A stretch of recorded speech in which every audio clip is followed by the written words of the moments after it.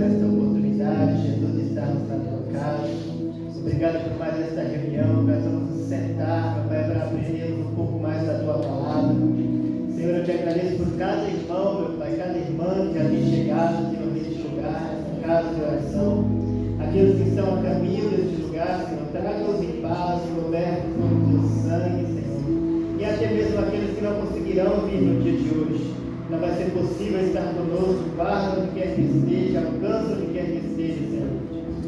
Mas nós pedimos que essa noite, Senhor, não seja diferente das outras. Que seja uma noite, meu Pai, que nós vamos encontrar com a tua presença neste lugar. Que a tua palavra se revele a nós, meu Pai, nos instrua através da tua palavra. Venha nos edificar, Senhor Jesus, através da tua palavra, Senhor. Nesta noite é quando nós separamos para aprendermos um pouco mais de ti e do teu evangelho, Senhor. Em nome de Jesus. Amém. Graças a Deus. No dia de hoje, nós vamos estar estudando a lição de número 7. O encontro de Jesus com uma mulher samaritana. A água que sacia para sempre. Graças a Deus.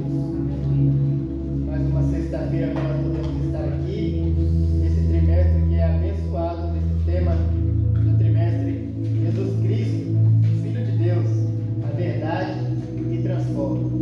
Nós podemos ver, entender e também viver, sabendo que realmente a única verdade que nos transforma é Jesus, né, queridos? Só Jesus pode transformar a vida do ser humano por completa, pelo poder e a graça dele.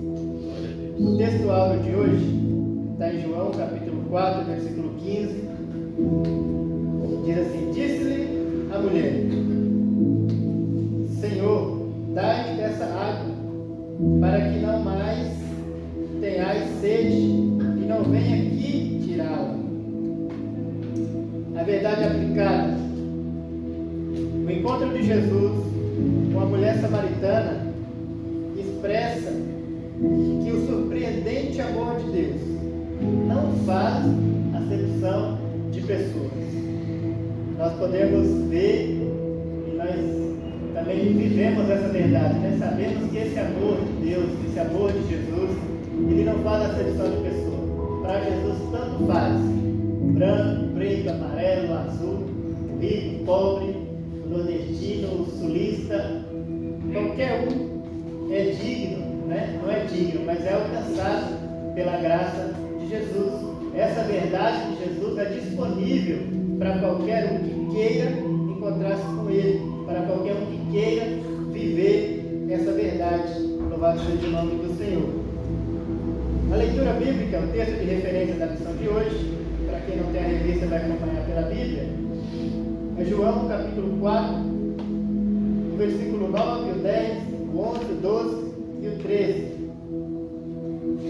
Eu vou ler o 9, se você quiser ficar em pé, fique em pé, se quiser ficar sentado, fique sentado, e que seu coração tenha reverência pela palavra de Deus. Eu vou ler o 9 e o 10, e os irmãos leem o 11, o 12 e o 13. O Evangelho de João, João escreveu, né, mas o Evangelho de Jesus, capítulo 4. Disse-lhe, pois, a mulher samaritana: como, sendo tu judeu, me pedes de beber a mim, que sou mulher samaritana? Porque os judeus não se comunicavam com os samaritanos. Jesus respondeu e disse-lhe: se tu conheceras o dom de Deus, e quem é que o diz, dai-me de beber, tu lhe pedirias e ele te daria água viva. Disse-lhe a mulher: Senhor, tu não tens o que tirar, e o poço é fundo. Onde, pois, tens água viva? És tu maior que o nosso pai Jacó, que nos deu o poço, bebendo ele próprio dele, e os seus filhos e o seu gado. Jesus respondeu e disse: qualquer que beber dessa água tornará a ter sede. Amém. Glória a Deus. Senhor Jesus, mais uma vez nós levamos as nossas orações ao Senhor, pedindo que o Senhor abra, meu Pai, a nossa mente no dia de hoje e prepare o nosso coração como uma terra boa, como uma terra fértil, meu Pai, para a semente da Tua palavra. Nos compreender a tua palavra de fé na noite de hoje. Nos ajude a entender essa verdade que o Senhor disponibiliza, meu Pai querido, para nós na noite de hoje. Repreende todo impedimento, tira toda, meu Pai, a falta de atenção, todo o desânimo e até o cansaço físico, meu Pai, que pode afligir a vida dos teus irmãos. Venha com o teu alívio, com o teu refrigério, pelo poder do teu nome. Amém, Jesus. Glória a Deus. Podemos se assentar, queridos. Nós temos por objetivo, na lição de hoje, conhecer, melhor dizendo, reconhecer que o Evangelho de Jesus não faz acepção de pessoa. Esse é o nosso primeiro objetivo para entendermos juntos. O segundo, saber que Jesus jamais nos abandona. E terceiro, compreender que a conversão da samaritana alcançou muitos do seu povo. Louvado seja o nome do Senhor. Temos a introdução da lição de hoje. O Evangelho de João é um relato importante nessa lição. Analisaremos o diálogo de uma samaritana e o Filho de Deus. Aquela mulher foi tão impactada que creu em Jesus como o Messias. Tornou-se uma evangelista e levou muitos do seu povo ao encontro do Filho de Deus. Então, irmãos, para a gente começar a nossa lição de hoje, a primeira parte é a gente entender o contexto do que estava acontecendo aqui. Porque quando nós lemos, inclusive a nossa leitura aqui de referência, de João 4, e ela fica assustada. Quando Jesus fala com ela, ela fala, como assim você sendo judeu? E aí, baixa um pouquinho, por favor, só. Ela fala, como sendo você judeu, né? E aí a própria palavra coloca entre parênteses, ou seja, faz uma observação e fala, porque os judeus não se comunicavam com os samaritanos. Então o contexto dessa história aqui é exatamente esse. Logo após a morte do rei Salomão, o reino de Israel, que era um só, agora se divide em dois. Se divide em reino do sul e reino do norte. No reino do sul vai ser formado apenas por duas tribos. Quem lembra daquelas 12 tribos lá de Jacó? Agora são só duas tribos no reino do sul, que é Judá e de Benjamim. E o reino do norte pelas outras 10 tribos, que é o reino de Israel. Então, cria-se ali uma inimizade, uma intriga, e até mesmo, de certa forma, um ódio entre o sul e norte. Por quê? Porque o reino do norte fala, nós somos o verdadeiro povo de Deus, nós somos os verdadeiros israelitas. Nós temos aqui o Monte Gerazim, nós vamos fazer um templo para nós somos a maioria, temos aqui 10 tribos conosco, vocês são só duas, então nós somos o certo. E Judá fala, não, nós somos a tribo escolhida, é Judá que é a tribo que virá, as profecias foram ditas sobre a tribo de Judá. E o hemisfério do sul é onde está o verdadeiro templo do Senhor que o rei Salomão construiu. Então aqui é o lugar certo. E cria toda essa intriga, cria toda essa rivalidade entre sul e norte. Então o povo do sul não falava com o norte falava com o sul. Isso foi passando de geração em geração, de geração em geração. A nova geração agora, que é dessa aqui que João escreve, já nem lembra mais, nem sabe mais o motivo pelo qual foi repartido. Não sabe nem por que, mais ou menos, foi dividido o reino de Israel. Mas sabe que ele nascendo do sul não pode ser amigo do pessoal do norte. E vice-versa, o pessoal do norte já nasce sabendo que tem que odiar o sul. Então vai passando-se de geração em geração. E quando Jesus chega ao encontro dessa mulher, tanto o hemisfério do norte já tinha sido cativo, né, dos assírios, como também o hemisfério do sul também já foi cativo ali da Babilônia. Então todos eles já foram destruídos, todos eles já foram escravizados, todos já passaram por cativeiro, tudo isso. Mas mesmo assim, não voltou-se a unir como um povo só, ainda era dividido, ainda era se desprezado. E os fariseus de Judá tratavam-se os samaritanos como se fossem leprosos, como se fossem impuros, como que não pudesse nem passar na mesma rua que o outro. Então por isso o espanto da mulher falando: não, mas como assim? Você é judeu e mesmo assim está falando? Falar comigo já é grande coisa, ainda me pedir água. E aqui nós vemos o primeiro detalhe, né, que é aquilo que é o primeiro objetivo da lição de hoje, quando diz que Jesus ele não faz acepção de pessoa alguma. Jesus pode dizer: realmente a nossa geração fala isso, o nosso povo fala isso, mas o meu evangelho que eu trago não tem nada a ver de onde você é, quem você é, como você é. O Senhor Jesus, Ele me escolheu, querido, de uma maneira que eu jamais seria indigno. Eu seria como samaritano, eu seria como inadequado para viver o Evangelho de Jesus, mas mesmo assim Ele me alcançou. Eu imagino que você também não é muito diferente da minha história. Nenhum de nós somos dignos, nenhum de nós somos merecedores, mas ainda assim, Jesus nos amou e preparou um encontro conosco. Ainda assim, Jesus escolheu a nós, porque a palavra dele diz: não fui eu que escolhi o Senhor, mas o Senhor que escolheu a nós. Deu erro no Windows lá, ó. Então esse é o contexto histórico desse encontro de Jesus com uma mulher. Vamos para o primeiro ponto, que hoje o nosso tempo é um pouco mais reduzido, né? Mas vai ser bênção para a honra e glória do Senhor.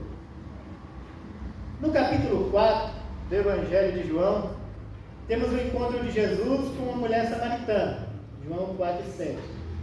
Embora os judeus considerassem os samaritanos um povo impuro, Jesus não apenas conversou com aquela mulher, mas também lhe revelou seu Messias prometido. João relata que pelo testemunho dela, muitos samaritanos creram em Jesus. Para você ver como é a maravilha do Deus, né, que agora tornou-se humano, Jesus. Dessa pessoa extraordinária que andou por essa terra, chamado Jesus, que é o nosso mestre. Ele não só ignora todo esse histórico dela ser samaritana, ele não só ignora todos esses preconceitos que existiam, que é como ele começou dizendo aqui, que os judeus tratavam eles como impuros. Jesus não só ignora tudo isso, como ele escolhe aquela mulher para ser a primeira pessoa na face da terra que ele se revelaria como Messias. Nessa época aqui, Jesus já tinha escolhido os 12, Jesus já tinha se batizado no Jordão lá com João Batista, o ministério de Jesus já estava andando, mas até aqui ele já tinha feito milagres, ele já tinha feito maravilhas, mas até aqui todo o tempo Jesus fala: a tua fé te salvou, vai em paz. Ou então ele fala: os seus pecados são perdoados, a tua fé te salvou.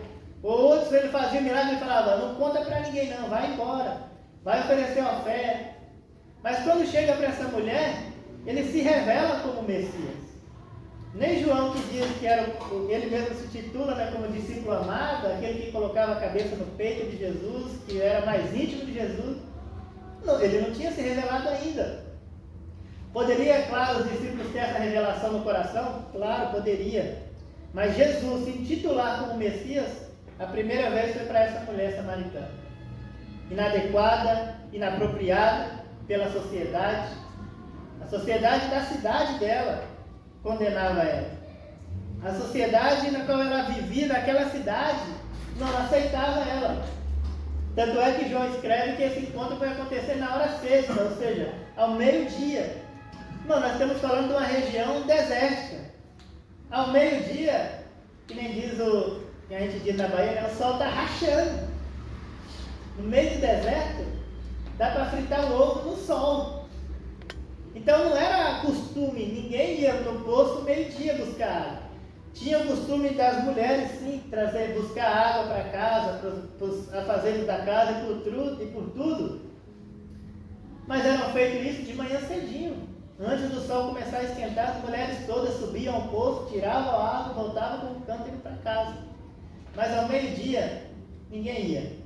E é por isso que ela ia ao meio-dia, porque ela sabia que se ela encontrasse alguém da cidade dela, ela já era escorraçada, ela já era ofendida com palavras, até mesmo fisicamente poderia ser agredida, porque ela não poderia habitar no mesmo ambiente que as outras mulheres, pelo histórico dela na sociedade.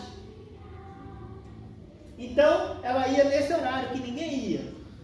Mas era nesse horário mesmo que ninguém ia que Jesus escolhe encontrar com ela. E é impressionante porque Jesus diz: é necessário que nós passamos por Samaria. Ele está indo para onde? Para Galiléia. Tem outro caminho que dava para fazer. Tinha a rota que era que os judeus faziam. Passavam pelos gentios, mas eles preferiam passar no meio de cidades gentias do que por Samaria. Então o judeu tradicional fazia essa outra rota quando ia para Galiléia. Mas Jesus diz: é necessário passar por lá. Porque Jesus já sabia que num horário inadequado ele ia encontrar-se com ela lá naquele poço. Louvado seja o nome do Senhor. Então, para nossas vidas também foi assim. Jesus preparou o encontro para cada um de nós. Jesus sabia a situação que cada um de nós vivia. Jesus sabia, você acha que ele não sabia que aquela mulher era escorraçada? Que lá na frente a gente vai ver que ele realmente sabia do histórico social dela? Claro que ele sabia. Assim como ele sabia o meu. E mesmo assim ele escolheu encontrar comigo. E falou: é necessário passar por lá para encontrar com o Júlio César. É necessário passar por lá para encontrar com o Marcelo. É necessário encontrar o Eduardo. Era necessário para o Senhor. Não é necessário, irmãos. Mas ele nos ama de tal forma que trata esse encontro uma necessidade. Não para ele, mas para nós. Louvado seja o nome do Senhor. 1.1. Jesus quebra barreiras e transforma mentalidades. Após o reinado de Salomão, o povo de Israel se dividiu em dois reinos, que foi aquilo que eu falei, o do norte e o do sul. As tribos do sul tinham Judá como capital, e o povo, num primeiro momento, continuou adorando somente a Deus e observando as cerimônias no templo. Porém, as tribos do reino do norte logo se corrompeu, pois Jeroboão, temendo que o povo se tornasse para o reino do sul, por causa do templo, estabeleceu bezerros de ouro, sacerdotes e cerimônias religiosas. E essas ações desagradaram a Deus. Mais tarde, após as tribos serem levadas cativas pelo Império Assírio, o restante dos israelitas que ficaram se reuniram pelo casamento com os povos de outras regiões, os quais foram transportados para a terra de Israel. Ao longo dos anos foi aumentando o distanciamento entre os habitantes do norte e do sul de Judá, onde estava Jerusalém e o templo. Daí a surpresa da mulher samaritana quando Jesus se dirige a ela, fato que causou admiração também dos discípulos. Nosso Senhor não era preconceituoso e veio buscar e salvar os perdidos. Louvado seja o nome do Senhor. Então aqui ele trata um pouco, do contexto que eu já falei com vocês no início, de como estavam ali os reinos do norte e do sul do país de Israel. E ele fala que o reino do norte se corrompeu primeiro. Por quê? Porque o rei que foi estabelecido sobre ele, Jeroboão, começa a ter medo do povo falar: não, a gente vai voltar para o sul, porque lá o templo está lá, né? O templo de adoração está lá. E aí começa a estabelecer, eles começam a estabelecer ali bezerros de ouro, alguns altares de outros deuses, e aí se corrompe com outro povo, com outras religiões, com outros deuses desses povos que vai agora casando-se com o povo do norte. E aqui mora um grande perigo. Graças a Deus, nós temos hoje um líder, que é o nosso pastor, com uma visão espiritual.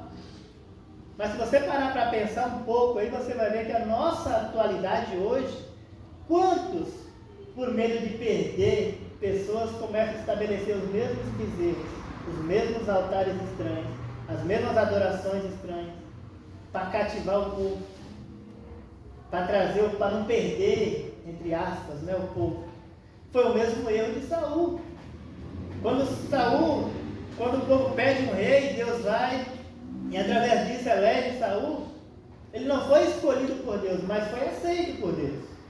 Então Saul se corrompe por quê? Porque lá na frente, quando ele vai próximo de uma guerra, e aí Samuel não aparece para levar a adoração, para levar o sacrifício, Saul ultrapassa, com medo de quê? De perder o povo, de perder a guerra. Ele vai e ultrapassa aquilo que era lei celestial, era uma lei celestial de Deus para ele, que ele não podia fazer aquilo. Aquilo eram os profetas que faziam, eram os sacerdotes que faziam. E ali ele se corrompeu com medo de perder. Então, às vezes, nós também temos esse medo, né? Não só como os líderes têm esse corrompe o povo com esse erro, mas nós também, às vezes, erramos nessa mesma situação.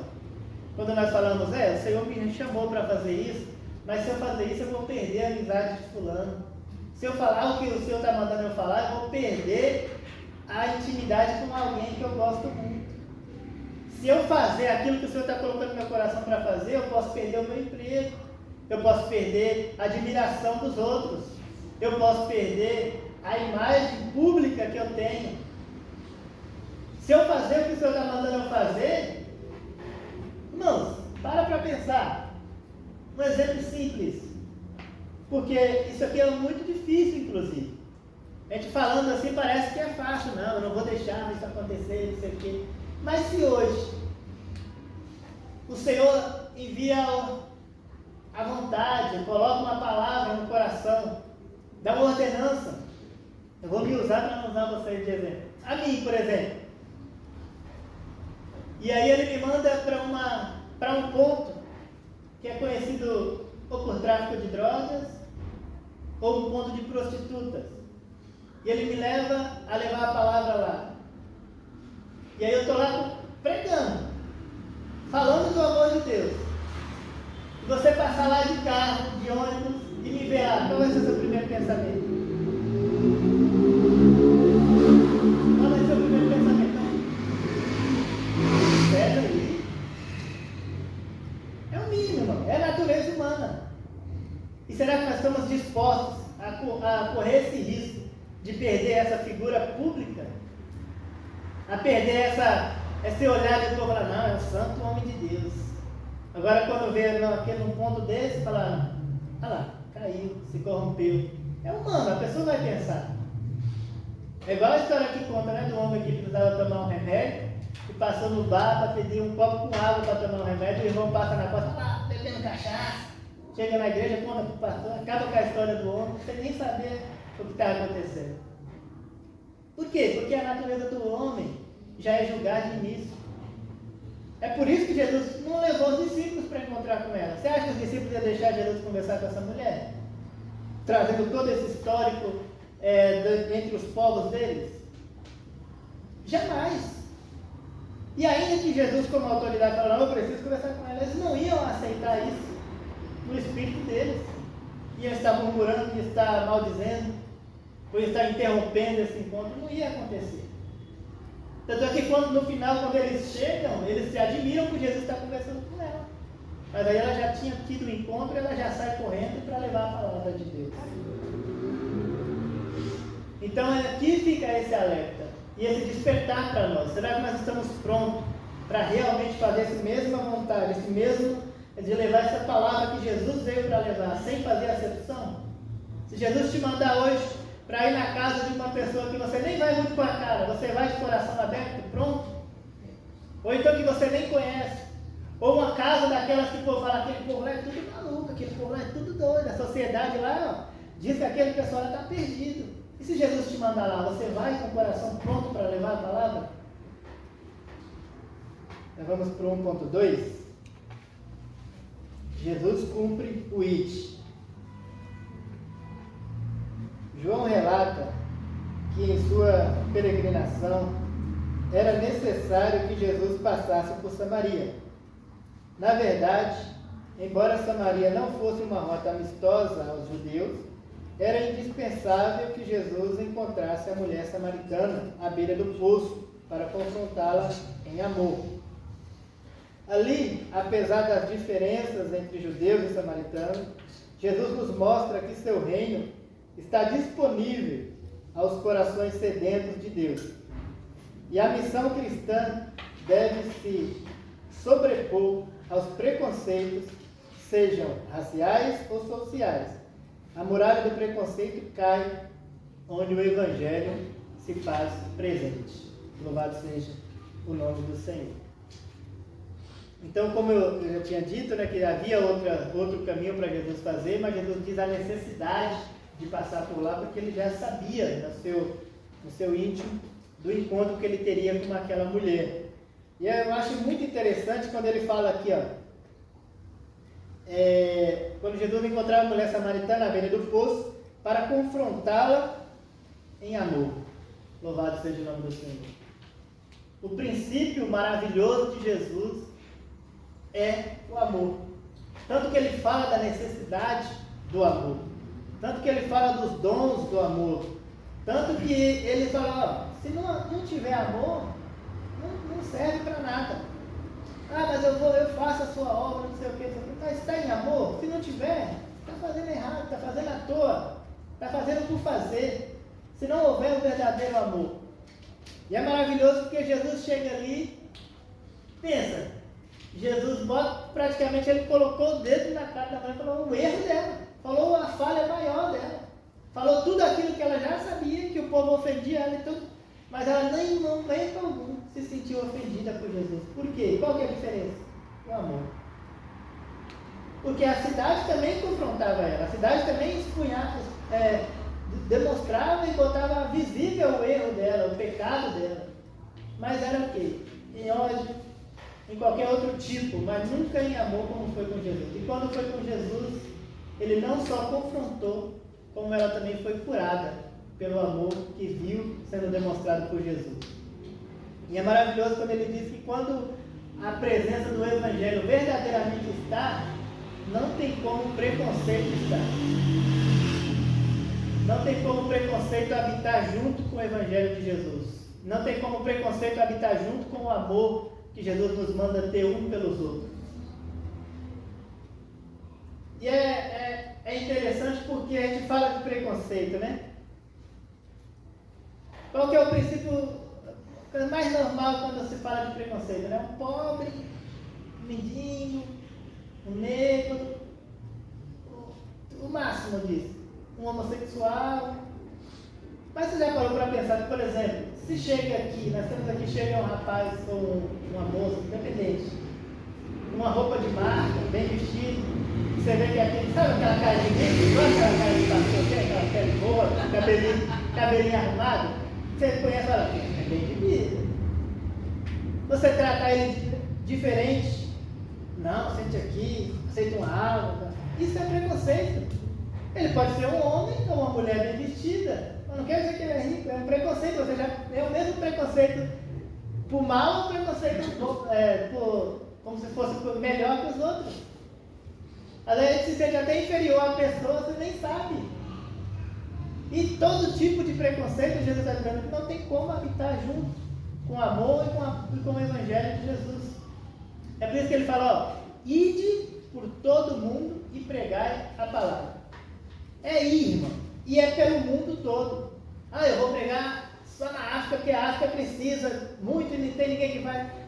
E do nosso lado tem gente se perdendo. Como está o propósito agora de oração pelo nosso bairro.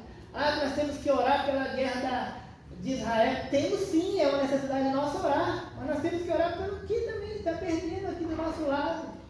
Às vezes ganhamos tudo lá e esquece, até dentro da nossa casa. Temos que guerrear por lá, mas guerrear por aqui também. É ir e pregar a todo o mundo, seja ele rico, pobre e seja o que for. Esse é o amor do Evangelho de Jesus. Graças a Deus. Mais alguém quer dizer alguma coisa sobre esse ponto? Ou a gente pode passar para o próximo? Jesus socorre os que vão a ele. João esclareceu a relação entre judeus e samaritanos. Os judeus não se comunicam com os samaritanos. A própria mulher perguntou, como sendo tu judeu, me pedes de beber a mim, que sou mulher samaritana? Ela mostra não ter o conhecimento de que estava diante daquele que veio trazer a salvação. Porque Deus amou o mundo de tal maneira que deu o Filho unigênito, para que todo aquele que nele crê não pereça, mas tenha a vida eterna. Então, o primeiro contato ali, a mulher não sabia quem estava diante dela. Por isso, ela vai julgar pelo quê? Pelos trajes. Jesus com os trajes de rabino judaico, aquele esquema, ela já sabia tudo como que funcionava, ela já tinha conhecimento de tudo isso. Ela falava: como é que você, sendo judeu, está falando comigo, sendo mulher samaritana? E aí nós entendemos e vamos para o versículo chave, né, da Bíblia, né? Que Deus amou o mundo de tal maneira que deu o Filho unigênito para que salvasse o mundo.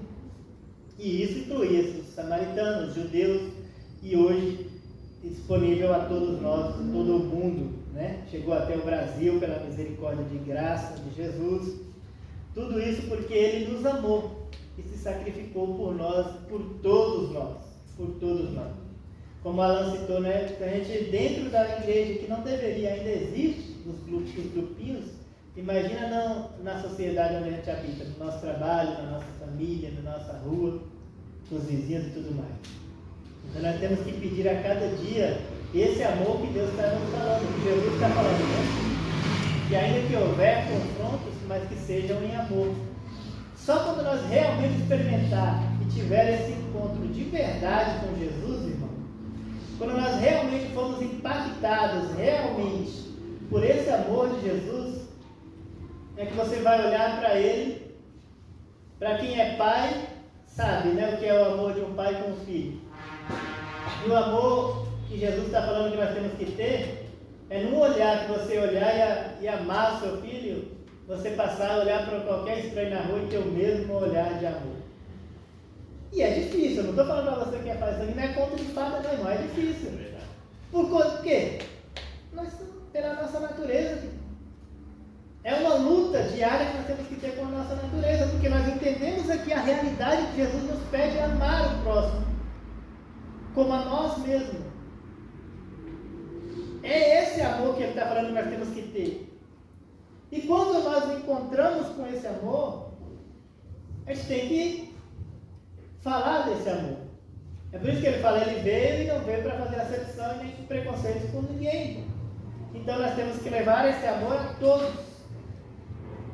Infelizmente, eu sou testemunho de muitas vezes de ver alguém: não, aquele lá pode deixar quieto, não precisa pregar mais para aquele lá não. Ou então, aquele lá não merece não, você não sabe o que ele fez na família dele. Quem daqui nunca viu a gente tocar num tema que é delicado, né? Você falar: o mesmo amor que Jesus tem por mim, Ele tem por um estuprador. Qual que é o princípio básico do ser humano? Não, no mínimo uma castração para um cidadão que faz isso.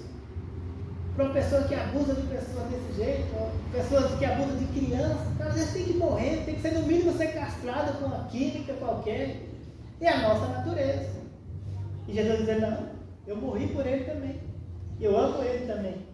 Eu lembro de uma lição atrás, foi nem nesse trimestre, que o Alan até citou um vídeo muito conhecido na internet de um homem, de um psicopata que matou não sei quantas mulheres nos Estados Unidos, e o pai delas perdoa ele. No tribunal era aberto para o povo xingar, extravasar, se aliviar daquele ódio. Todo mundo vem e xinga ele, amaldiçoa, fala que ele merece o inferno, fala que ele não é digno, fala só xingamento. Chega o senhor barbudo e fala: realmente isso aqui faz colocar em prática o maior e mais difícil mandamento. Mas eu quero te dizer que eu te perdoo.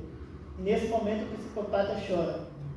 Nem psicólogo nenhum conseguiu provar como que o psicopata sentiu o amor. Sentiu o peso que traz o perdão. Imagina como é que foi a vida e o dia desse homem. Até ele chegar no tribunal e sabendo que ia ter que perdoar. Que nem a Rosa testemunhou aqui que ela, pela misericórdia de Deus, conseguiu liberar o perdão. Mas se você colocar a nível ali, nós estamos falando do cara que perdeu a filha totalmente devastada por um psicopata. Se você for ler lá depois as matérias daquele vídeo, o homem matava com toda crueldade que existe no mundo. De esquartejar a pessoa, filmar e fazer. Teve caso lá que ele mandou até pedaço da vítima para a família. Então, se você falar que você tem que amar essa pessoa, você não, né? Jesus, a palavra, o Evangelho, falar que você tem que amar essa pessoa e lutar pela alma dele. É por isso que eu digo que não é nenhum conto de fada, que não é fácil. Você vai passando aqui, você se mata, compra um carro, aí passa no farol, o cidadão mete uma arma em você e leva o seu carro embora. E Jesus fala, você tem que amar esse cara aí. Você vai amar esse cara. Se você for muito crente, você vai amaldiçoar ele com palavras bíblicas ainda. Não vai falar palavrão. Mas amar você não vai amar, pelo menos naquele momento não. E Jesus fala, não, tem que amar aquele cara ali. Jesus fala sobre isso, ele fala, ó, amar quem te ama é a coisa mais fácil do mundo. Eu te digo que você tem que amar aqueles que te odeiam. Né? Então ele bota num nível muito mais elevado. Amém? Podemos ver para o segundo aqui? Todos temos sede de Deus. O Filho de Deus conhece a natureza humana e suas necessidades, sabendo como abordar aqueles com quem encontra, pois desceu do céu para fazer a vontade do Pai. Ele sabia que em Samaria, justamente naquele poço, havia uma mulher sedenta do amor do Pai. Senhor, dai-me dessa água, para que não mais tenha sede e não venha aqui tirá-la. Né? Ele cita aqui o versículo quando, depois de todo o diálogo de Jesus com ela, Jesus explica para ela da água viva e tudo mais, ela fala, não, se existe essa água, eu quero. Então realmente ela era sedenta de uma mudança, ela era sedenta desse amor, ela era sedenta dessa água viva, né? Então toda aquela conturbada história que ela tinha, todos aqueles prejuízos que ela tinha causado para ela mesma e para a sociedade que ela habitava, tudo isso era sede dessa água que agora ela estava encontrando em Jesus. Quando Jesus começa a explicar para ela, ele começa a falar que realmente aquela água que ela estava tirando era uma água natural, mas a água que ele estava falando era uma água diferente. Ela desesperadamente, né, no versículo 15, ela começa, então me dá. Se existe, eu quero dessa água, porque ela mesmo não aceitava a realidade dela. Mas muitas das vezes, irmão, é difícil a pessoa sair da natureza dela. É muito fácil para nós a gente condenar alguém, como ela falou. É muito fácil a gente julgar alguém. É muito fácil a gente falar, ó, não vem para a igreja que não quer. Tem carro, é saudável, está aí o ônibus, ou então mora perto, não vem para a igreja porque não quer. Conhece a palavra, não vem para a igreja porque não quer. Não é, irmão. Você tem que agradecer por você ainda estar tendo esse privilégio de poder vir, de ter essa força de poder vir. Não é porque você é melhor que ele, é porque você em Deus tem encontrado um pouco de força para vir aqui. Você não é melhor que ninguém por estar aqui, não. Eu não sou melhor que ninguém por estar aqui no microfone falando para vocês. Se eu não for o pior daqui nessa sala, eu estou aí nos últimos. Mas é tudo pelo amor de Jesus, filho, pela graça de Jesus. Então é esse amor aqui que Jesus está falando e que o bispo Abner coloca aqui na revista, que esse era o amor de Jesus, de não desprezar ninguém, de não fazer acepção de pessoas de ninguém, de não ser pronto para julgar ninguém. Pelo contrário, ser pronto para amar, ser pronto a dizer, ó, não é necessário passar por aquela rua, não, mas eu vou passar por lá para ajudar o meu irmão. Eu vou passar por aquela rua para incentivar o meu irmão a ir para a igreja. Não é necessário não, mas eu vou deixar meu dia de folga aqui e vou ligar para ele. Eu vou mandar uma mensagem para ele. Eu vou perder um tempo com alguém aqui para o reino de Deus. Mas às vezes ele fala, eu já desisti, já lavei as mãos, né, como diz. Eu já lavei as mãos daquele, já lavei as mãos daquela, já lavei as mãos daquela casa. Ali não tem nada, já fizemos campanha lá, não quis nada com nada. Então, que seja. Ainda vem o pior, é que ainda vem pega a base bíblica, né, e fala, ó, Jesus falou que quando a pessoa não quer, bate a poeira no pé e vai embora. Isso acontece. Vai ter casos que vai ser assim, vai ter casos que vai ser assim. Mas vai ter casos, e a maioria deles é a pessoa como essa mulher, de até tentar, e até querer mudar, e não ter tido a força, não ter tido esse encontro com Jesus. E talvez é necessário Jesus usar a sua vida para ele encontrar com alguém, na beira do poço, no horário perdido. É necessário a sua vida para Jesus ter um encontro com alguém. E às vezes nós não temos nos colocado nessa posição de ser esse meio, de ser esse intermediador para levar Jesus a alguém, para levar a palavra de Jesus para alguém. Louvado seja o nome do Senhor. No 2.1, fala uma mulher desprezada. Jesus estava diante de uma mulher que já havia tido 5 maridos e agora vivia com um homem que não era casado. Certamente, essa era a condição, a fazia desprezível aos olhos da sociedade. Mas Jesus estava ali junto ao poço para preencher aquele coração vazio. É possível que ela buscasse preencher este vazio na companhia de alguns homens. Porém, a partir daquele encontro, a samaritana entendeu que só Jesus é capaz de preencher o vazio que toma conta da vida de muitos. Louvado seja o nome do Senhor. Aqui, no caso dessa mulher, que o comentarista coloca que podia ser que ela buscava preencher esse vazio da alma com esses relacionamentos perdidos que ela tinha tido, esses relacionamentos corrompidos que ela tinha tido durante a vida. A nossa realidade hoje acontece isso? Acontece.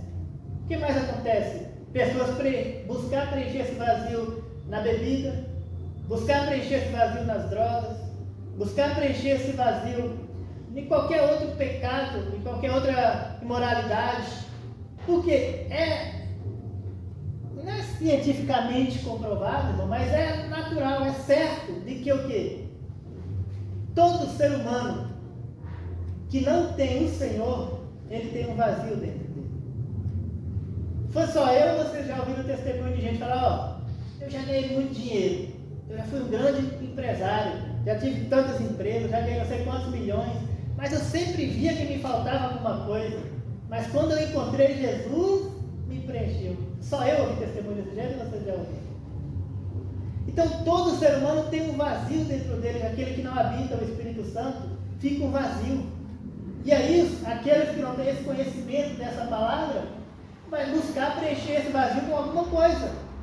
Ou seja com imoralidade sexual, que seja nas drogas, no álcool, que seja de qualquer coisa, mas ele vai buscar preencher esse vazio. Então, qual que é a nossa obrigação? Mostrar para ele esse Deus capaz de preencher esse vazio. O vazio que bebida nenhuma preenche, que droga nenhuma preenche, que pecado nenhum preenche, só o Senhor preenche. Como foi colocado aqui. Aquela mulher compreendeu que há vazios que só Jesus pode preencher. Assim como havia na minha vida. Eu, filho de crente, cresci dentro da igreja e cresci com um vazio, irmão. Porque eu fui ensinado que tinha que ir para a igreja. Eu fui ensinado que tinha que cantar 3 hinos, que prestar atenção na palavra. Depois fui ensinado a ler e falar sobre aquele versículo. Fui ensinado a cantar nos grupos. Fui ensinado a fazer parte, tinha que estar no culto, a dar oferta, a dar dízimo. Eu fui ensinado tudo isso. Mas dentro de mim havia um vazio. Até o momento que eu realmente encontrei com Jesus. Porque filho de crente não é crente. Quem vai para a igreja não vai, só vai para a igreja. É diferente daquele que tem realmente um encontro com Jesus. Por que você acha que tem muita gente aí com 20 anos de crente que não faz nada para o reino de Deus? E aí vem aquele irmão, vem aquela irmã, vem aquele jovem, aquele adolescente, aceita Jesus, com um mês ele quer evangelizar, ele quer levar a palavra, ele quer pregar, ele quer fazer, e aí o povo fala, como é que pode, pastor, dar oportunidade para o novo convertido? Porque o novo convertido encontrou com Jesus de verdade. E aquele que está lá dentro da igreja há 20 anos, já até esqueceu do que realmente é fazer a vontade de Deus. E quem tem realmente encontro com Jesus é igual essa mulher aqui. Falei, pá, eu encontrei uma verdade, eu encontrei essa água viva que agora preenche o meu vazio. Eu preciso levar essa verdade para mais alguém. E a palavra de Deus diz, e João escreve, botou um detalhe que eu gosto muito, que João fala, ela largou o cântaro, ela foi lá fazer o quê? Buscar água. Ela falou, essa água aí já não me interessa mais não, eu preciso levar essa verdade. O povo precisa saber que ele está entre nós. E a palavra de Deus diz que toda a cidade creram em Jesus, mas pela palavra da mulher. A mesma mulher que foi meio-dia porque a cidade toda maldizia ela, xingava ela, tratava mal, falava, virava a cara, saia, trocava um lado da rua. A mesma mulher volta agora, mas volta diferente, porque agora ela volta depois de experimentar a água viva. Às vezes a gente fica pensando, né, fala, mas como que eu vou lá? Se o povo lá me conhece, conhece a minha realidade. O povo lá me conhece desde pequeno, o povo lá me conhece há muito tempo. Eu não tenho moral para fazer. Ei, você é diferente depois que prova dessa água aqui. Agora eu não sou mais o mesmo Júlio César, agora eu sou um Júlio César cheio, preenchido por essa presença, preenchido por essa água viva. Então, a partir de agora, você tem sim a moral para ir lá e falar desse amor de Jesus. E vão condenar, que vão julgar, que vão apontar deles, que façam, irmão. É isso que nós estamos falando aqui, é desse amor. E a pessoa fala, mas quem é você para mim falar? Eu não sou nada. É por isso que eu sou um dos grandes admiradores de João Batista. João Batista, irmão, ele não só foi assim, pela sociedade, um maluco, né? De ir para o meio do deserto, se preparar. João Batista era filho de sacerdote. O mínimo que ele ia ser era sacerdote. Era normal, era a linha de sucessão. O pai dele era sacerdote ordenado. Então qualquer um vai nascer, vai crescer, vai ficar bonito, vai pro templo, vai vestir as vestes sacerdotais, vai fazer a obra de Deus. Ele largou a mão disso, falou, isso aí não tem nada a ver com a obra de Deus. Então ele era no mínimo sacerdote, ele larga isso. E vai para o meio do deserto, comer gafanhoto, beber mel silvestre, vestir que nem um maluco, mas pregando a verdade da palavra de Deus. E aí o próprio Jesus vira para ele e fala, vira para o povo e fala, ó, nascido de mulher não tem ninguém maior que João Batista. E aí quando vai perguntar para ele, fala, João Batista, quem você é? Você é o Elias? Eu sou a sua voz que clama no deserto. Saber que não era por ele, que não era ele, que ele não era nada, ele só era a voz para encaminhar aqueles ao verdadeiro encontro de quem realmente poderia mudar a história de pessoas, que poderia mudar a história de vidas inteiras. É saber que nós não somos realmente, nós somos merecedores da graça de Deus, somos salvos porque Ele nos amou, e não nós que escolhemos a Ele, mas ainda assim temos esse dever de levar essa palavra para mais alguém, independente de raça, como nós já falamos, né? Independente de qualquer outra coisa, levar a palavra de Deus a todo mundo, ao máximo que nós podemos fazer. Nós não podemos ser egoístas de querer o céu só para nós, não. O céu é para ser compartilhado com o máximo de pessoas possíveis. Posso dizer uma coisa? O nosso inimigo ele não está dormindo igual nós estamos dormindo, não, querido. Os escravos dele lá não estão dormindo igual nós estamos dormindo, não. Os escravos de Satanás não tem medo de frio, não. Vai para a encruzilhada de frio mesmo. Mas vai servir Satanás para levar o máximo de almas possíveis para o inferno. E nós queremos ficar no conforto, nós estamos salvos, estamos de boa. Vamos despovoar o inferno e povoar o céu. É ordem nossa. É a única coisa que Deus falou, ó. Só vai, só prega, ide e pregar o Evangelho a toda a criatura.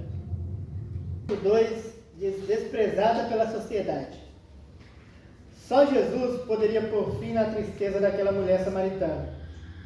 Ela teve 5 maridos e vivia com um homem com quem não era casada. Portanto, ela não era julgada apenas pelos judeus, mas também pelo seu próprio povo, uma vez que levada uma vida considerada imoral. O encontro de Jesus com a samaritana nos revela a grandeza do amor de Deus conosco. Nossos erros e falhas não impedem que Ele nos possibilite uma nova vida. Jesus não julgou naquela mulher, antes Ele quebrou os preconceitos culturais e as barreiras sociais para mudar o rumo daquela história. Louvado seja o nome do Senhor. Então, todo o tempo, irmão, o único objetivo de Jesus era esse. Eu preciso mudar a história daquela mulher, independente de tudo. Independente do que vão dizer, independente do que pode fazer. Eu até citei aqui na lição passada, não sei se vocês lembram, que quando Jesus chega na entrada da cidade, antes de encontrar com a mulher, ele fala, ó, vira por cima, vai comprar pão. Mas peraí, 12 homens para comprar pão? Mas fala, vai todo mundo comprar pão lá na cidade, pode deixar eu aqui, eu vou ficar aqui naquela sombra descansando quando vocês voltarem. Mandou os 12 comprar pão, irmão. Justamente porque sabia que não ia ter como ele ter um encontro com aquela mulher se os 12 ficassem com ele. E aqui é interessante porque às vezes Deus manda pessoas da nossa vida comprar pão. Nós falamos, não, mas como assim eu sou odiado? Como assim o irmão não me ama? Como assim me abandonar? Não é nada. É Jesus mandando o povo comprar, vai comprar pão. Porque eu preciso ter um encontro de verdade com a pessoa ali. É o Senhor querendo fazer algo na nossa vida e sabendo que pessoas que estão ao nosso redor vão atrapalhar e falar, vai comprar pão. E nós queremos trazer de volta, falar, não é possível, eu vou ligar, eu vou buscar, eu vou correr atrás. Eu acho que eu errei, eu acho que eu pequei, eu acho que eu falei alguma coisa. Você não falou nada, irmão. Você não fez nada, é Jesus mandando quem vai atrapalhar o propósito dele na sua vida comprar pão. Esse é o único objetivo que Jesus mandou os 12 comprar pão. Porque quando os 12 voltam e falam, mestre, né, para agradar, está aqui o pão que você mandou a gente comprar. Às vezes, para mim, não, o pão é para vocês, meu pão é outro. Meu pão é fazer a vontade do meu Pai. Então Jesus não estava nem com fome, não queria nem o pão, só mandou eles ir realmente para não atrapalhar o encontro com a mulher. Então, se prepare se em algum momento desse Jesus mandar pessoas que convivem no seu íntimo aí comprar pão, para não atrapalhar o propósito que ele tem na sua vida, a chamada que ele tem na sua vida, porque ele sabe o quê? Que é necessário usar a sua vida para encontrar alguém. É necessário usar a nossa para encontrar alguém. Aí a gente fica pensando, né? Fala, mas não, qual que é a realidade que a gente conhece, né? Vinha um chamado de Deus, fala, eu te chamei para fazer isso, não sei o que, você fala, aí o que está plantado na nossa mente pela religiosidade, né? Não, mas se você não quiser, não tem problema. Se você não quer fazer, não tem problema, Deus vai levantar outro. Realmente, a obra de Deus não vai parar porque eu não quero fazer. Mas eu não sei vocês, mas eu me sentiria muito privilegiado se o Senhor usasse a minha vida para fazer a obra dele, para alcançar outra vida, para salvar uma alma através da minha vida, eu já ganhei a minha vida. Se eu souber que o Senhor usou a minha vida para alcançar uma pessoa, irmão, para mim já mudou muita coisa na minha vida. Realmente você não é obrigado a fazer, realmente você não é obrigado a cumprir isso. Jesus pode fazer outras maneiras, pode fazer outras formas, mas Ele quer usar nós, irmão.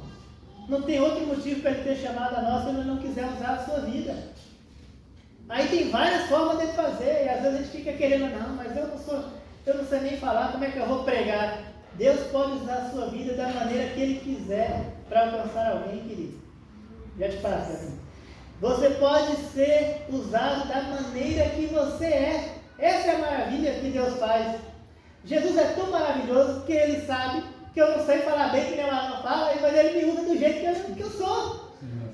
Eu não sei cantar igual a Gabi canta, mas Ele me usa do jeito que eu sou. Essa é a maravilha de Jesus, irmão. Ele nos chamou, nos amou, nos escolheu, já sabendo da nossa limitação, da nossa capacidade. Ele não vai querer usar o Maicon do jeito que ele me usa, ele vai usar o Maicon do jeito que o Maicon é. É do jeito dele e é do meu jeito, mas é tudo para a honra e para a glória de Jesus. Pode falar. Nós somos convidados a adorar a Deus. Existia uma divergência entre os samaritanos e os judeus sobre o local onde Deus deveria ser adorado. Diante disso, a samaritana disse: nossos pais adoram neste monte, e vós dizeis que é em Jerusalém, o lugar onde se deve adorar. Lá no versículo 20, já na parte do diálogo que ela fala isso. Naquela hora, Jesus rompeu com aquelas normas religiosas, dizendo que os verdadeiros adoradores deverão adorar o Pai em espírito e em verdade. Então a mulher, em toda aquela conversa que ela está tendo com Jesus, Jesus já quebrou o primeiro preconceito, já quebrou o primeiro paradigma, né? Agora vem o próximo. A mulher fala, ó, tudo bem, mas os nossos pais dizem que é aqui no Monte Gerizim que nós temos que adorar. Aí o seu povo diz que é lá em Jerusalém, no templo, onde se deve, mas onde é que deve adorar? Jesus fala, não tem nada a ver com Gerizim nem com Jerusalém. É a mesma coisa do nosso tempo de hoje, não tem nada a ver com esse templo aqui, com essas 4 paredes, com a cadeira confortável, com a porta bonita, com o ar-condicionado, nós nem usou ainda que não veio o calor. Não tem nada a ver com o lugar, é adorar a Deus em espírito e em verdade. Até porque se a gente parar para pensar sobre a origem, né? Igreja, de eclésia, é chamado para fora, não tem nada a ver de chamar para dentro. Não é 4 paredes que é lugar de adoração, é adorar a Deus em qualquer lugar, desde que seja em espírito e em verdade. Como eu citei, né? Pode estar aqui dentro e adorando só com a garganta. Pode dar glória a Deus, aleluia, e não sair daqui, sair só daqui. Pode cantar hino bonito, afinado, bem ensaiado, mas não sair daqui, só sair daqui. De técnicas que dá para aprender em qualquer escola de canto. A verdadeira adoração, ela sai do coração. É por isso que Jesus fala, não me interessa se é bonito, se é feio, se é bonito, onde é que está. O que me importa é se é em espírito e em verdade. Ele ainda fala o quê? Os verdadeiros adoradores. Por quê? Então tem adoradores que não são verdadeiros. Então tem adoração que não é verdadeira. Ele fala, tem adoração de todo jeito, mas os verdadeiros adoradores adorarão em espírito e em verdade. E aí não tem nada a ver com o local geográfico. Aí não tem nada a ver com o ambiente, não tem nada a ver com roupa que veste, não tem nada a ver com nada. Adoração pura e simples é em espírito e em verdade. Sabendo do Deus verdadeiro que nós servimos, reconhecendo o sacrifício que Jesus fez por nós. Louvado seja o nome do Senhor. Amém? Vamos para o terceiro aqui, a gente finalizar, que temos 15 minutos para finalizar. A conversão da mulher samaritana. A mulher samaritana mostrou confiança ao considerar Jesus um profeta, evidenciando o começo de sua conversão. Para Agostinho de Hipona, eles têm essa frase aqui, ó, famosa.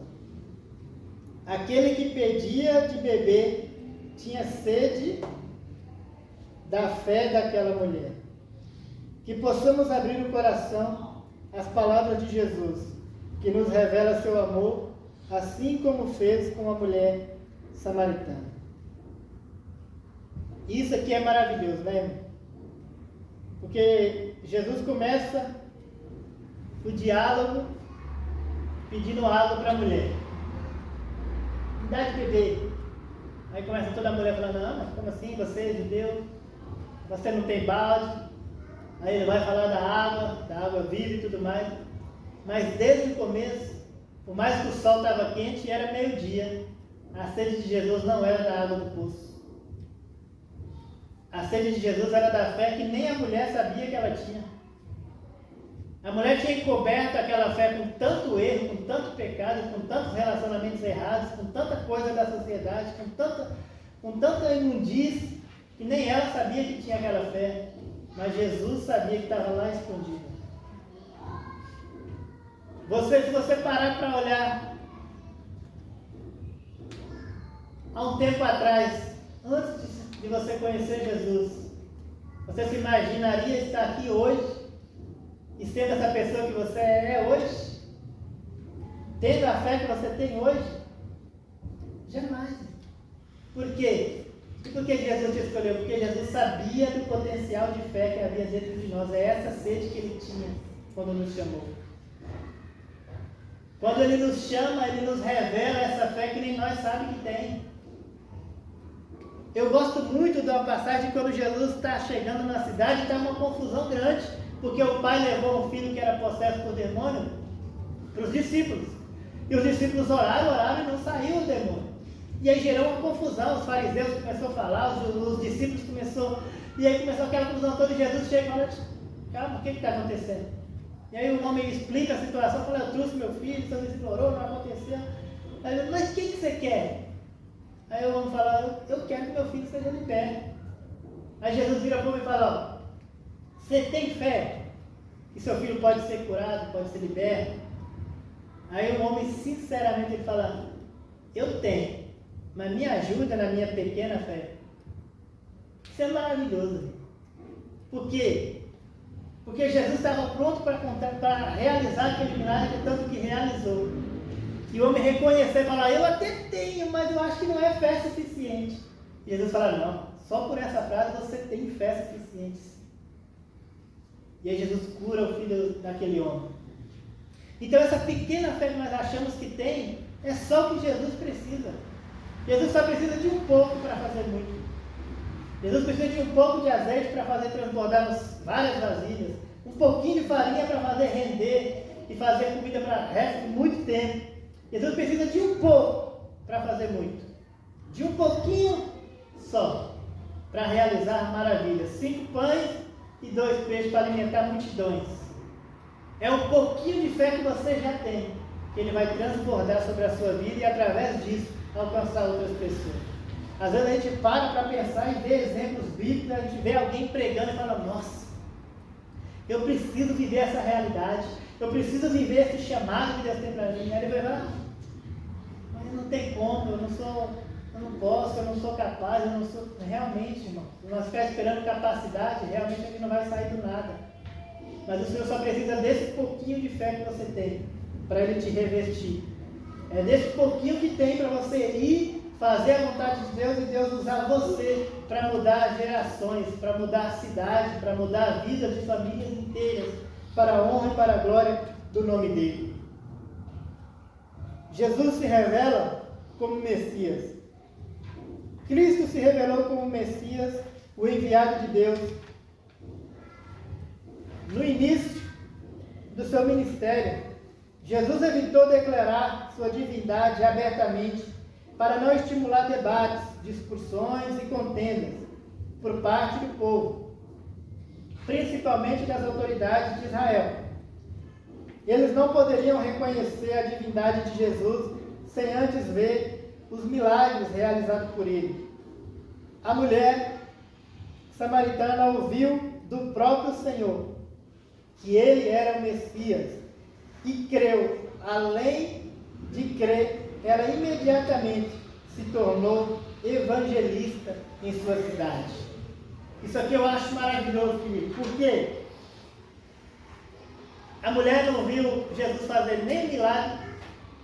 A mulher não viu as maravilhas que Jesus já vinha fazendo lá em Israel. Não viu nada disso. Através da palavra dele, ela creu em Jesus.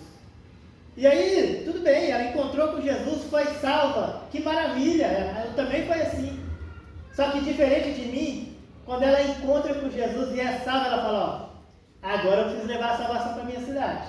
Agora eu preciso levar essa salvação para o meu povo. Eu preciso levar essa fonte de água viva para aquelas pessoas. E ela mesmo se intitula missionária, evangelista e sai pregando. E sai falando, ó, ele está aqui. Ele é profeta, ele é o Messias, ele chegou. Nem os discípulos tinham saído ainda em missão desse jeito. Ninguém, ela foi a primeira missionária do Evangelho de Jesus. A mulher que nós começamos a falar que era inapropriada, era imprópria, era condenada pela sociedade, era inimiga do povo de Israel. É a mesma mulher. Agora, depois de encontro com Jesus e alcançar a água, que Jesus falou que era a água viva, ela se torna a primeira missionária do Novo Testamento. Ela não esperou Jesus falar, ó, agora ide pelo mundo e pregar o Evangelho, que ele falou com os discípulos. Não. Ela recebeu e falou, não, agora eu preciso levar essa realidade para mais pessoas. Eu preciso levar essa palavra para mais pessoas. Eu preciso levar esse amor para mais pessoas. Com os discípulos, Jesus passa 3 anos e quando vai embora fala, ó, mas não vai agora não, fica esperando um revestimento aí, que depois de revestido aí vocês vão. Por quê? Porque eles passaram os 3 anos e todo o tempo Jesus tinha que voltar a explicar para eles as palavras que ele pregava, que eles não conseguiam compreender, eles não conseguiam ver a realidade de Jesus sendo o Messias. Durante todo esse tempo, coisa que a mulher demorou o quê? Umas 2, vamos dizer, 2 horas de diálogo com Jesus. Ela teve essa revelação de que ele realmente era o Messias. Tanto é que a palavra de Deus diz que toda a cidade creram em Jesus. E Jesus não foi só com a mulher. Em Samaria, Jesus não fez nenhum milagre. O povo creu pela palavra. E não foi a palavra de Jesus, foi pela palavra da mulher. Todos creram em Jesus. A mulher agora, depois do encontro com Jesus, ela sai a pregar e a cidade toda acredita em Jesus e no poder de Jesus e na divindade de Jesus, mas tudo através da vida dela, da mesma mulher que sobe para o poço meio-dia escondido de todo mundo como uma pecadora condenada e odiada por todos. Agora a cidade está dizendo: essa mulher não é a mesma mulher, essa pessoa não tem nem como ser a mesma pessoa. A face dela devia estar diferente, irmão. A Bíblia não fala, mas deve estar diferente. Pensa, porque se a sociedade nem gostava dela, ia parar para ouvir ela, tinha alguma coisa diferente naquela mulher. E depois do encontro de Jesus, irmão, do revestimento dessa água viva de Jesus, realmente nós somos novas criaturas. É por isso que Paulo escreve: tudo se fez novo. O passado acabou. Era pecador até meio-dia no poço de Jacó. A partir de agora é uma nova criatura. Desde que tudo se fez novo. E depois que tudo se faz novo, querido, tudo é possível para a honra e a glória do Senhor Jesus. Para a honra e a glória de Jesus, você é a pessoa que Ele precisa para levar a palavra para alguém. Você é a pessoa escolhida por Ele para ter o encontro com alguém. Você é capaz, sim. Aí o mundo vai falar que não é, a sociedade vai falar que não é, todo mundo vai falar que você não... Como é que vai fazer? Não tem estratégia, não tem um ordenado, não tem uma carteirinha, não tem um diploma, não tem nada. É você. Foi você que encontrou com a fonte de água viva, foi você que encontrou com Jesus, é você que Ele quer usar para fazer. Porque a maioria dos que tem diploma e carteirinha só quer ficar sentado de perna cruzada, irmão. Ninguém quer fazer. Então ele vai e escolhe os loucos. É por isso que Paulo começa Coríntios de um jeito que eu adoro demais. Ele fala: eu escolhi os que não são para confundir os que são, e as coisas loucas para confundir os sábios. É o inapropriado mesmo que ele chama. É o indigno mesmo que ele chama. É por isso que ele me chamou. Eu não sou digno, eu não sou próprio, eu não tenho autoridade para fazer, não tenho nada para fazer, mas mesmo assim ele escolheu você para fazer aquilo que ele tem de fazer. Se ele quisesse chamar o doutor, ele tinha chamado o doutor. Ele tem muitos doutores por aí que fazem também a obra de Deus, mas ele escolheu você da mesma forma que escolheu os doutorados e todo o povo que ele tem chamado para a honra e a glória da obra e do evangelho dele.